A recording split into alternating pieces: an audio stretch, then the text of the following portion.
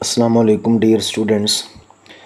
अच्छा बेटे, हमारा चैप्टर चल रहा है सेल्स एंड सब सेलुलर ऑर्गेनेलिस का, जिसके अंदर हम सेल की डिफरेंट ऑर्गेनेलिस को स्टडी कर रहे हैं। आज हमने इम्पोर्टेंट ऑर्गेनेली को पढ़ना है, दैट इज़ राइबोसोम्स। बेटा इसका नाम एक और भी है, राइबो न्यूक्लियोप्रोटीन।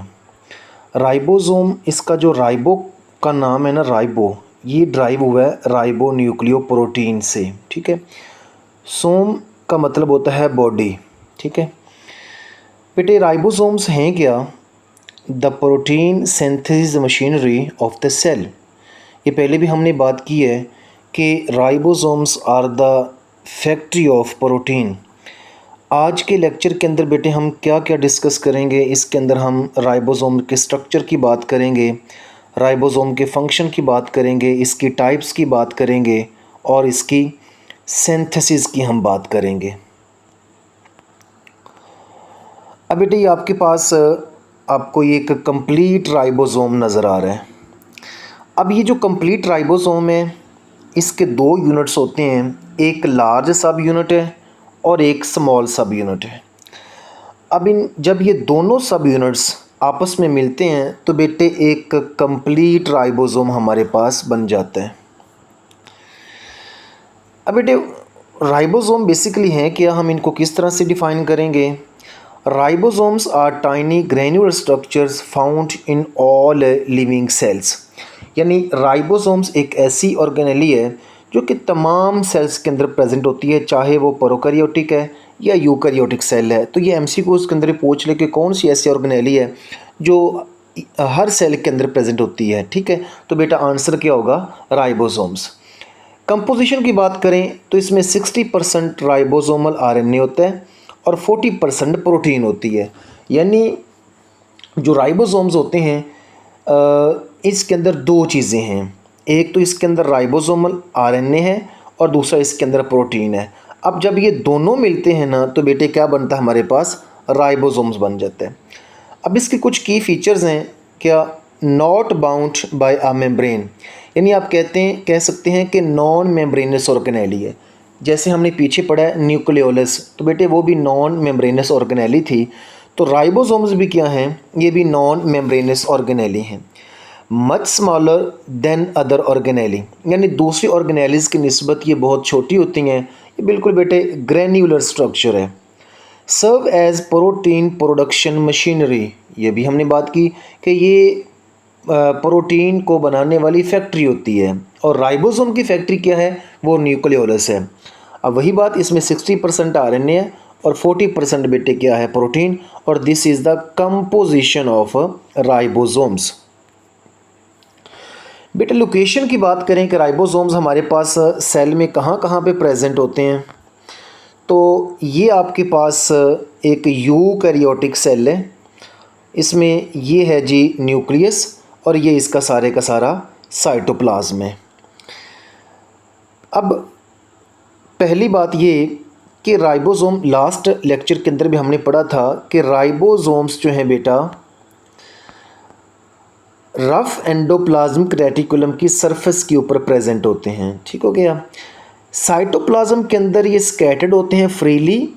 ठीक है, जैसे ये आपको यहाँ पे नज़र आ रहे हैं। ठीक हो गया, ये सारे के सारे राइबोसोम्स हैं और ये आपको रफ एंडोप्लाज्मिक रेटिकुलम नज़र आ रहा है और इसके ऊपर राइबोसोम्स प्रेजेंट होते हैं। उसके अलावा बेटे सेल के अंदर एक बड़ी इंपॉर्टेंट ऑर्गेनेली होती है माइटोकॉन्ड्रिया। इस माइटोकॉन्ड्रिया के पास अपना डीएनए और अपने राइबोसोम्स होते हैं। ठीक है, और उसके बाद है क्लोरोप्लास्ट जो कि प्लांट सेल के अंदर प्रेजेंट होती है, इसके पास भी अपना डीएनए और अपने राइबोसोम्स होते हैं। तो बेटे ये 4 लोकेशंस आपने याद रखनी है जहाँ जहाँ पर राइबोसोम्स प्रेजेंट होते हैं। ठीक हो गया। अब ये बेटे आपके पास एक सेल है, एक एनिमल का सेल, और उसमें आप देखें कि ये जी आपके पास एंडोप्लाज्मिक रेटिकुलम है, रफ एंडोप्लाज्मिक रेटिकुलम, और उसके ऊपर ये आपको ग्रैन्युलर स्ट्रक्चर्स नज़र आ रहे हैं। और दूसरा ये कहाँ पे होते हैं राइबोसोम्स बेटे? ये होते हैं साइटोप्लाज्म के अंदर। और तीसरा ये माइटोकॉन्ड्रिया है और इस माइटोकॉन्ड्रिया में अपने माइटोकॉन्ड्रिया के अंदर अपने राइबोसोम्स होते हैं। ठीक हो गया। और ये देखें बेटा, ये माइटोकॉन्ड्रिया आपके पास है, इसके पास अपने राइबोसोम्स होते हैं। और इसके अलावा क्लोरोप्लास्ट जो कि प्लांट सेल में होते हैं और उसके पास अपने राइबोसोम्स होते हैं। ठीक हो गया। अब बेटे हमारे पास ये एक राइबोसोम्स के हम स्ट्रक्चर की बात करें तो इसमें लार्ज सब यूनिट है और एक स्मॉल सब यूनिट है। अब यहाँ पे देखें बेटे, लार्ज सब यूनिट अगर हम यूकैरियोटिक सेल की बात करें, ठीक है, और इसमें कंप्लीट राइबोसोम होता है 80S, जिसमें लार्ज होता है 60S और स्मॉल होता है 40S। प्रोकैरियोटिक सेल की बात करें तो इसमें कंप्लीट जो है वो 70S है और लार्ज उसमें के अंदर 50S है और स्मॉल 30S है। अब इस कॉन्सेप्ट को समझते हैं कि ये S का मतलब क्या है, S किस चीज़ को हम कहते हैं। तो सबसे पहले बेटा देखें कि सेल के डिफरेंट ऑर्गेनेल्स को साइंटिस्ट ने स्टडी कैसे किया। अब यहाँ पे आपको एक मशीन नज़र आ रही है, इसको हम बोलते हैं सेंट्रीफ्यूगेशन। अब ये आपके पास एक टेस्ट ट्यूब है। किया क्या गया, इसमें एक सॉल्यूशन तैयार किया गया और उसके अंदर सेल को रखा गया। अब इस टेस्ट ट्यूब को बेटे इस सेंट्रीफ्यूगेशन मशीन में रख के हाई स्पीड के ऊपर इसको स्पिन किया गया, इसको घुमाया गया। जब इसको हाई स्पीड के ऊपर स्पिन किया गया, अब आप जानते हैं कि जब भी किसी चीज़ को हाई स्पीड के ऊपर घुमाया जाता है, स्पिन किया जाता है, तो इसके तमाम जो कॉन्स्टिट्यूएंट्स होते हैं वो सेपरेट आउट हो जाते हैं। तो इस टेस्ट ट्यूब के अंदर आप देखें कि जितने भी इसके कॉन्स्टिट्यूएंट्स हैं ना, वो सारे के सारे क्या हो जाते हैं, वो सेपरेट हो जाते हैं। अब जब इसको घुमाने के बाद थोड़े टाइम के लिए रखा जाता है तो जितने भी इसके कॉन्स्टिट्यूएंट्स हैं तो वो सारे के सारे अपने आप को डेंसिटी की बेस के ऊपर, साइज़ की बेस के ऊपर, शेप की बेस के ऊपर, सरफेस एरिया की बेस के ऊपर और वेट की बेस के ऊपर, ये बेटे 5 खसूसियात आपने याद रखनी है। इनकी बेस के ऊपर ये सारे के सारे जो कॉन्स्टिट्यूएंट्स अपने आप को अरेंज कर लेते हैं। अब इस छोटा सा बेटे एक मैं सिंपल सी एग्जांपल दे के आपको समझाता हूँ कि बेसिकली ये जो हम कहते हैं राइबोसोम का, फॉर एग्जांपल ये आपके पास लार्ज सब यूनिट है और ये हमारे पास स्मॉल सब यूनिट है। अब लार्ज सब यूनिट जो है वो 60S है और स्मॉल सब यूनिट क्या है, वो बेटा हमारे पास 40S है। अब ये S का क्या मतलब है, तो बेटा ये S जो है इसका मतलब है स्वेडबर्ग। अब स्वेडबर्ग एक साइंटिस्ट का नेम है जिसके नेम के ऊपर ये यूनिट है, स्वेडबर्ग। अब इसी तरह ही जैसे हमारे पास फिज़िक्स के अंदर न्यूटन है तो वो भी साइंटिस्ट के नेम के ऊपर फोर्स का यूनिट है, पास्कल है प्रेशर का यूनिट है, किसकी बेस के ऊपर है, साइंटिस्ट के नेम की बेस के ऊपर उसका यूनिट रखा गया। तो इसी तरह हमारे पास यहाँ पे ये स्वेडबर्ग भी एक साइंटिस्ट का नेम है। अब ये स्वेडबर्ग एक यूनिट है, ये यूनिट है किस चीज़ का, ये बेटा यूनिट है सेडिमेंटेशन रेट का, सेडिमेंटेशन रेट का। अब सेडिमेंटेशन रेट क्या होता है, अब इस बात को समझें। अब बेटा फ़र्ज़ कर लें हमारे पास ये एक टेस्ट ट्यूब है। अब इस टेस्ट ट्यूब के अंदर हम डिफरेंट पार्टिकल्स को ऐड कर देते हैं। अब इसके अंदर हम पत्थर को ऐड कर देते हैं, इसके अंदर हम सैंड को ऐड कर देते हैं, हम मिट्टी को डाल देते हैं और उसके बाद हम घास को डाल देते हैं। अब इसको हम अच्छे तरीके से स्पन करते हैं या अच्छे तरीके से हम इसको शेक करते हैं, अच्छे तरीके से हम इसको हिलाते हैं, यहाँ तक कि सारी चीज़ें आपस में क्या हो जाएंगी, मिक्स हो जाएंगी। अब हम अगर इसको थोड़ी देर के लिए अगर हम इसको छोड़ दें तो होगा क्या कि ये जितने भी इसके अंदर ये इसके कंपोनेंट्स हैं, जो जो चीज़ें हमने इसके अंदर डाली हैं, ये सारी अपने आप को अरेंज कर लेंगी। ठीक है। अब ये जो अपने आप को रेंज करेंगी, ये सिर्फ अपने आप को वेट की बेस के ऊपर रेंज नहीं करेंगी, इसमें और भी पैरामीटर्स होते हैं जो इसको अफेक्ट कर रहे होते हैं। जैसे इसका सरफेस एरिया, इसका हमारे पास डेंसिटी है, शेप है, ठीक है, साइज़ है, तो ये सारी चीज़ें मैटर कर रही होती हैं इसकी सेडिमेंटेशन के ऊपर। तो सेडिमेंटेशन बेसिकली क्या होता है कि सेडिमेंटेशन कहते हैं कि इन तमाम कॉन्स्टिट्यूएंट्स का नीचे बैठना, सेडिमेंटेशन कहते हैं नीचे बैठने को। तो डेफिनेटली जब हम इसको साकन छोड़ देंगे तो ये सारी इसके जो कॉन्स्टिट्यूएंट्स हैं वो अपनी अपनी डेंसिटी की बेस के ऊपर, शेप की बेस के ऊपर, वेट की बेस के ऊपर या अपने आप को इसके अंदर क्या कर लेंगे, अरेंज कर लेंगे। अब जब हम इसको थोड़ी देर के लिए छोड़ेंगे तो डेफिनेटली इसके अंदर बॉटम के ऊपर आपको एक लेयर नज़र आएगी जिसके अंदर हैवी चीज़ें होंगी जैसा कि पत्थर वगैरह। फिर इसके ऊपर एक और लेयर बन जाएगी, फिर और लेयर बन जाएगी, फिर और लेयर बन जाएगी। यानी ये सारे जो कॉन्स्टिट्यूएंट्स हमने इसके अंदर डाले ये सारे अपने आप को अरेंज कर लेंगे। अब हम चूँकि बात कर रहे हैं राइबोसोम की, तो हम इसलिए मखसूस जो है ना बेटे इसको राइबोसोम्स के लिए हम स्टडी करते हैं। देखिए बेटा, जैसे मैंने आपको बताया कि ये हमारे पास एक लार्ज सब यूनिट है और ये स्मॉल सब यूनिट है। अब इसको 60s क्यों कहते हैं और इसको 40s क्यों कहते हैं? बेटे जब इसको सेंट्रीफ्यूगेशन मशीन के अंदर घुमाया गया तो देखा गया, थोड़ी देर इसको साकिन छोड़ने के बाद देखा गया कि इसका जो लार्ज सब यूनिट है ना वो जल्दी से नीचे बैठ रहा है, यानी उसका नीचे बैठने की जो स्पीड है, जो रेट है वो ज़्यादा है, और वो कितना है 60। ठीक है, और जिस साइंटिस्ट ने ये काम किया था उसका नाम है स्वेडबर्ग। तो उसके नेम के ऊपर उसने इसका रख दिया कि 60s, यानी स्वेडबर्ग इसका यूनिट है किसका, सेडिमेंटेशन रेट का, और इसका सेडिमेंटेशन रेट है कितना, वो बेटे 60s है। और उसके बाद जो हमारे पास स्मॉल सब यूनिट है, ये स्मॉल सब यूनिट भी नीचे की तरफ आया, लेकिन इसकी जो स्पीड थी, इसका जो रेट था वो लार्ज सब यूनिट की निस्बत कम था, और वो कितना था, वो था 40। ठीक हो गया, तो इसका सेडिमेंटेशन रेट 40 है, इस वजह से हम स्मॉल सब यूनिट को बोलते हैं 40s। 40s अगेन बात वही, स्वेडबर्ग एक साइंटिस्ट का नेम है जिसके ऊपर इसका यूनिट रखा गया। तो स्वेडबर्ग बेटे यूनिट है, याद रखना, सेडिमेंटेशन रेट का।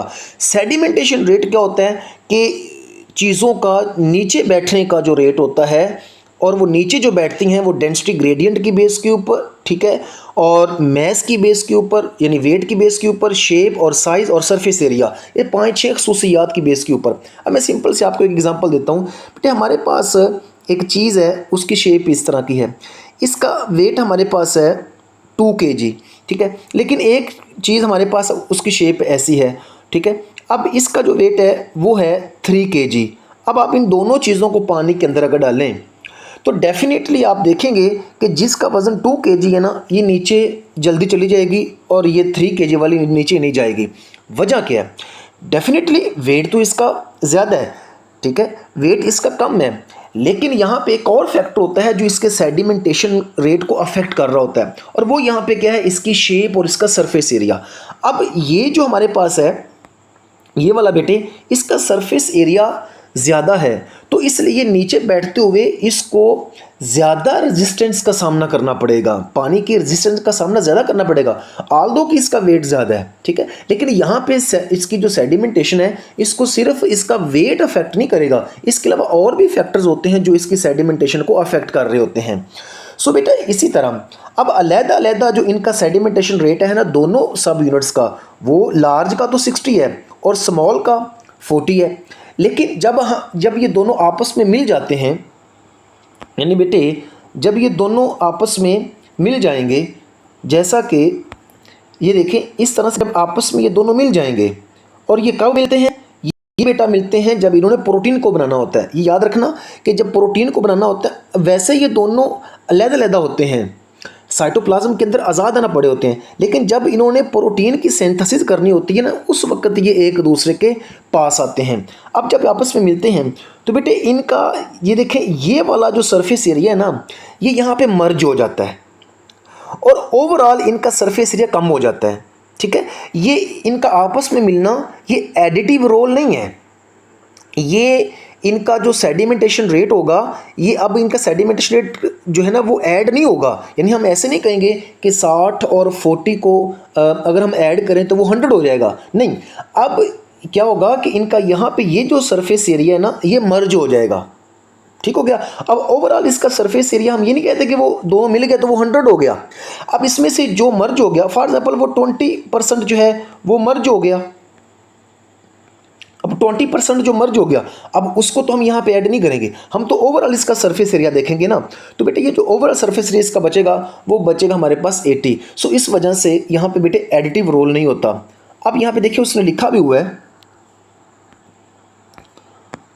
उसने लिखा है, नोट लिखा है, S values are not additive, the subunit S values don't add up to the whole ribosomes value because sedimentation depends on the size and shape. तो बेटा ये साइज और शेप की ऊपर डिपेंड कर रहा होता है, यानी जब ये अलग अलग बैठेंगे नीचे तो इनका रेट अलग अलग होगा, जब दोनों मिलेंगे तो उस वक्त जब ये नीचे बैठेंगे ना तो उनका सेडिमेंटेशन रेट क्या होगा, ATS होगा दोनों का मजमूई तौर पर। अब ये यहाँ पे आपको बेटा नज़र आ रहा है, ये लार्ज सब यूनिट है और ये स्मॉल सब यूनिट है। अब बेटा नेक्स्ट हम इसके फंक्शन की बात करते हैं, तो इसका बड़ा इंपॉर्टेंट फंक्शन है प्रोटीन को बनाना। अब देखिए ये हमारे पास बेटा मैसेंजर RNA है। अब ये मैसेंजर RNA कहाँ से आया, डेफिनेटली DNA से बना है ट्रांसक्रिप्शन के ज़रिए। जब ये साइटोप्लाज्म में आया तो इसके साथ ये राइबोसोम्स अटैच हो गए। अब राइबोसोम्स क्या करेंगे बेटे, ये इस मैसेंजर RNA के ऊपर, इस मैसेंजर RNA के ऊपर ये जो कोडोन है, कोडोन क्या है, ये यहाँ पर हमारे पास 3 न्यूक्लियोटाइड का एक सीक्वेंस है और एक कोडोन एक स्पेसिफिक अमाइनो एसिड को कोड कर रहा होता है। एक कोडोन एक स्पेसिफिक अमाइनो एसिड को कोड कर रहा होता है। फॉर एग्जांपल ये एनालिन के लिए, एलानिन के लिए है, ये वेलिन के लिए है, ये ग्लूटामिक एसिड के लिए है। इसी डायरेक्शन के अंदर ये राइबोसोम चलते जाएंगे, इन कोडोन्स को रीड करते जाएंगे और उनके according transfer RNA amino acid को ला करके यहाँ पे जोड़ता जाएगा और इनमें पेप्टाइड बॉन्ड बनता चला जाएगा। ठीक हो गया। सो ये एक सिंपल सा इनका मैकेनिज्म होता है प्रोटीन को बनाने का। अब यहाँ पे बेटे वही बात आ गई कि जी all three RNA types work together to synthesize protein, यानी तीनों की तीनों RNA यहाँ पे प्रोटीन को बनाने के लिए पार्टिसिपेट कर रहे होते हैं। राइबोसोमल RNA का आपको पता ही है कि ये स्ट्रक्चरल कंपोनेंट है राइबोसोम्स का। मैसेंजर RNA अभी आपको बता दिया कि ये इंस्ट्रक्शंस को कैरी करता है DNA टू द राइबोसोम्स, और ट्रांसफर RNA क्या करता है, brings specific amino acids to the ribosomes. तो जिस तरह का अमाइनो एसिड लगाना होता है उस तरह के अमाइनो एसिड को पकड़ करके ट्रांसफर RNA लेके आता है राइबोसोम के पास, फिर राइबोसोम्स अमाइनो एसिड का आपस में पेप्टाइड बॉन्ड बना देते हैं और इस तरह का बेटा पॉलीपेप्टाइड चेन बन जाती है। अब बेटा यहाँ पे आप एक एनिमेशन को देखें, ये मैंने ऐड की है कि किस तरह से DNA मैसेंजर RNA में चेंज होता है और मैसेंजर RNA प्रोटीन, यानी DNA से मैसेंजर RNA का बनना ट्रांसक्रिप्शन और मैसेंजर RNA से प्रोटीन का बनना ट्रांसलेशन कहलाता है। तो बेटा इस ज़रा वीडियो को देखिएगा।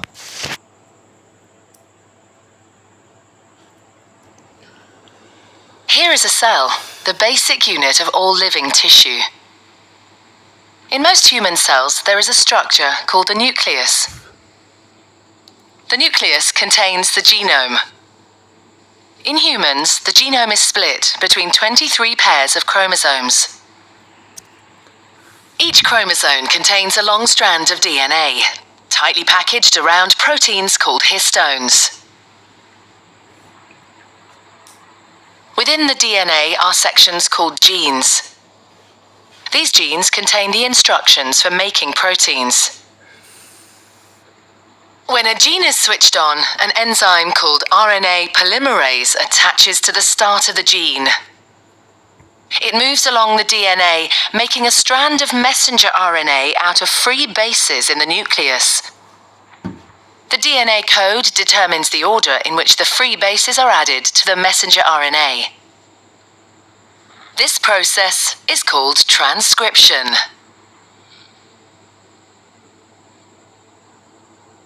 Before the messenger RNA can be used as a template for the production of proteins, it needs to be processed.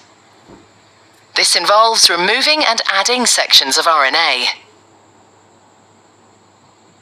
The messenger RNA then moves out of the nucleus into the cytoplasm.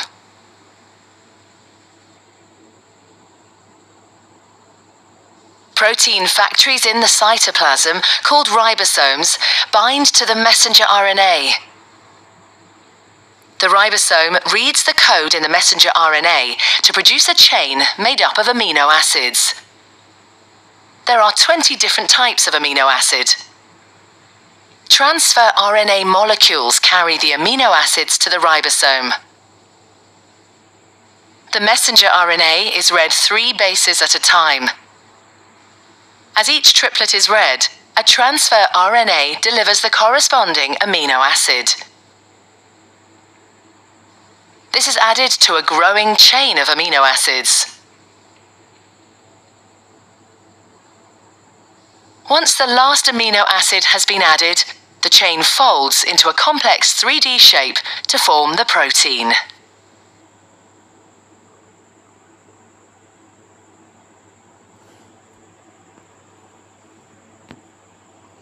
तो बेटे ये आपने animation को देख लिया, इसमें आपको अच्छे समझ आ जाएंगी चीज़ें। अब नेक्स्ट बेटे हमारे पास दो तरह के राइबोसोम्स हैं, एक तो फ्री और दूसरे बाउंड। ये आपको बता दिया बेटे। जो फ्री राइबोसोम्स होते हैं जिस साइटोप्लाज्म के अंदर होते हैं, ये ऐसी प्रोटीन बनाते हैं, protein made for the cell on internal use, यानी ये ऐसी प्रोटीन बनाएंगे जो सेल के अंदर साइटोप्लाज्म के अंदर ही यूज़ होगी। Found in both prokaryotes and eukaryotes, ठीक हो गया। उसके बाद बेटे बाउंड राइबोसोम्स जो हैं, proteins are transported outside the cell, यानी जो एंडोप्लाज्म रेटिकुलम के ऊपर होंगे राइबोसोम्स, वो ऐसी प्रोटीन बनाएंगे जो कि सेल के बाहर यूज़ होगी। लेकिन ये भी याद रखिएगा कि ये 100% नहीं है, ऐसी भी कुछ प्रोटीन्स हैं जो कि एंडोप्लाज्म रेटिकुलम बनाता है, ठीक है, लेकिन वो सेल के अंदर ही यूज़ होती है, ठीक है। और फ्री राइबोसोम्स के लिए भी 100% नहीं है, लेकिन ये जो बात कर रहा है ना, ये मोस्ट बात कर रहा है कि ज़्यादातर, ठीक हो गया। तो राइबोसोम, फ्री राइबोसोम्स भी ऐसी प्रोटीन बनाते हैं जो कि सेल के बाहर भी यूज़ होती हैं, ठीक हो गया। तो ये 100% बात नहीं है कि बस ऐसा ही होता है कि बाउंड ऐसी प्रोटीन बनाते हैं जो सेल से बाहर यूज़ होती है, अंदर यूज़ होती है, ठीक है, और फ्री ऐसी बनाते हैं जो सेल के अंदर यूज़ होती है, और बाउंड ऐसी प्रोटीन बनाते हैं जो कि सेल के बाहर यूज़ होती है। तो कोई 100% रूल नहीं है ये। अब बेटे how ribosomes are assembled, ribosomes कैसे बनते हैं बेटा, ज़रा इस डायग्राम के अंदर ये देखें कि आप यहाँ पे देखेंगे कि ये आपके पास न्यूक्लियोलस है, और यहाँ पर आपको पता है कि बेटे जो राइबोसोम में दो चीज़ें होती हैं, एक प्रोटीन है और एक राइबोसोमल आरएनए है। अब राइबोसोमल आरएनए तो न्यूक्लियोलस के अंदर ही बन रहा होता है, ठीक हो गया, लेकिन जो प्रोटीन है वो बेटा इन न्यूक्लियर पोर के ज़रिए अंदर जाती है, कहाँ पे, न्यूक्लियोलस में, और न्यूक्लियोलस में जा कर के वो राइबोसोमल आरएनए के साथ अटैच होती है, वहाँ पे ये राइबोसोम्स बनते हैं। ये राइबोसोम्स बन गए, और ये राइबोसोम्स आप देखें न्यूक्लियर पोर के ज़रिए बाहर आ जाते हैं, कहाँ पे, साइटोप्लाज्म के अंदर। तो यही चीज़ यहाँ पे उसने लिखी है कि न्यूक्लियोलस में ribosome proteins enter the nucleolus and combine with ribosomal strands. 2 सब यूनिट्स है बेटा, 1 स्मॉल है, ठीक है, और दूसरा लार्ज है। न्यूक्लियर पोर्स क्या है, द 2 सब units leave the nucleus through nuclear pores, यानी जब ये बन जाते हैं तो फिर न्यूक्लियर पोर्स से ये बाहर आ जाते हैं। अब बेटा कुछ सेल्स के अंदर तो ये बहुत ज़्यादा होते हैं, जैसा कि थाउजेंड्स की फॉर्म में भी और मिलियंस की फॉर्म में भी होते हैं। कौन से सेल्स के अंदर जिनकी एक्टिविटी ज़्यादा होती है, cell most active in protein synthesis, जैसे कि पेंक्रियाज के सेल्स हैं, ब्रेन के सेल्स हैं, मसल सेल्स हैं, और बेटा लीवर सेल्स हैं। क्योंकि इनकी एक्टिविटी बहुत ज़्यादा होती है, इस वजह से इनके अंदर ये राइबोसोम्स की जो है ना वो मिकदार भी बहुत ज़्यादा होती है, ठीक है। अब ये बेटा हमारे पास आज की एक्टिविटी है, जो आज हम आज की समरी है जो हमने पढ़ा है राइबोसोम्स के बारे में। हमने राइबोसोम्स की बात की है, राइबोसोम्स क्या होते हैं, लिविंग ऑर्गेनिजम्स के अंदर कहाँ कहाँ पर ये पाए जाते हैं, ठीक है, और फिर इनका काम क्या है, प्रोटीन की फैक्ट्री इनको हम बोलते हैं, ठीक है। बेटा ये 2 सब यूनिट से मिलकर बनते हैं, एक लार्ज और एक स्मॉल सब यूनिट से मिलकर बनते हैं, और ये कहाँ पे बनते हैं बेटा, असेंबल्ड इन द न्यूक्लियोलस, ये भी हमने चीज़ पढ़ ली। फ्री राइबोसोम्स होते हैं वो ऐसी प्रोटीन बनाते हैं जो सेल के अंदर यूज़ होती है। बाउंड राइबोसोम्स ऐसी प्रोटीन बनाते हैं बेटे जो कि सिक्रीट की जाती है आउटसाइड द सेल, ठीक हो गया। तो ये बेटे हमारे पास आज के लेक्चर की समरी है। तो इंशाल्लाह नेक्स्ट लेक्चर के अंदर बेटा हम मिलेंगे, तब तक के लिए बेटा अल्लाह हाफिज़।